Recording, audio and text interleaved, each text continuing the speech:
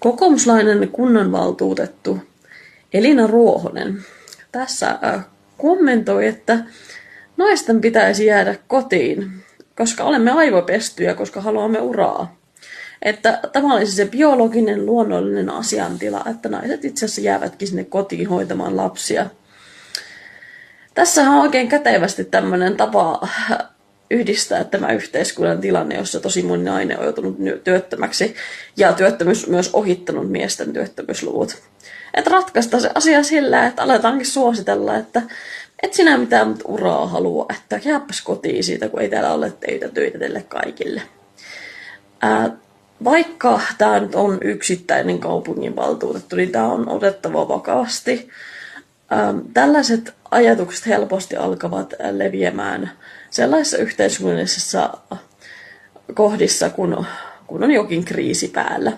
Aletaan tukeutua tämmöisiin vanhahtaviin ja perinteisiin ajatuksiin, esimerkiksi sukupuolirooleista.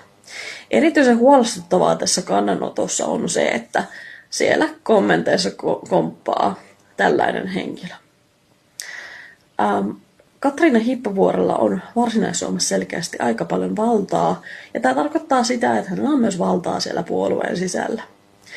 Jos tässä käy niin, että esimerkiksi kokoomus menee yhä vain konservatiivisempaan suuntaan, niin sehän tarkoittaa sitä, että todellakaan tämä, mitä me ollaan nyt saatu kokea tämän viimeiset 3 vuotta, niin se ei tule jäämään siihen. Tämä on light-versio siitä, mitä on tulossa.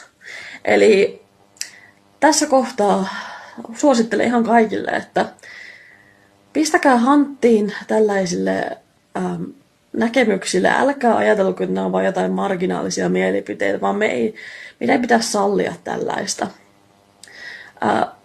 Mulla on ihan sama, mitä joku yksilö tekee. Kaikki saavat tehdä valintoja sen oman halunsa mukaisesti ja nyt vaikka sitten jäädä sitten kotiäidiksi. Se on ihan fine. Jos se on sulle ok tapa elää, niin ei mulla ole sitä vastaan mitään. Mutta me ei voida alkaa järjestää yhteiskuntaa sen mukaan, että miten jotenkin 50-luvulla on eletty. Meidän täytyy varmistaa, että mahdollisimman monella on mahdollisuus sekä rakentaa sitä uraa, että olla siellä lasten kanssa kotona, jos sitä haluaa, että on niitä lapsia. Ja tällä hetkellä valitettavasti kumpikaan näistä asioista ei toteudu sillä tavalla, kuin ihmiset toivoisivat. Eli mahdollistetaan enemmän erilaisia vaihtoehtoja, ei aleta surkastaa yhteiskuntaa entistä enemmän.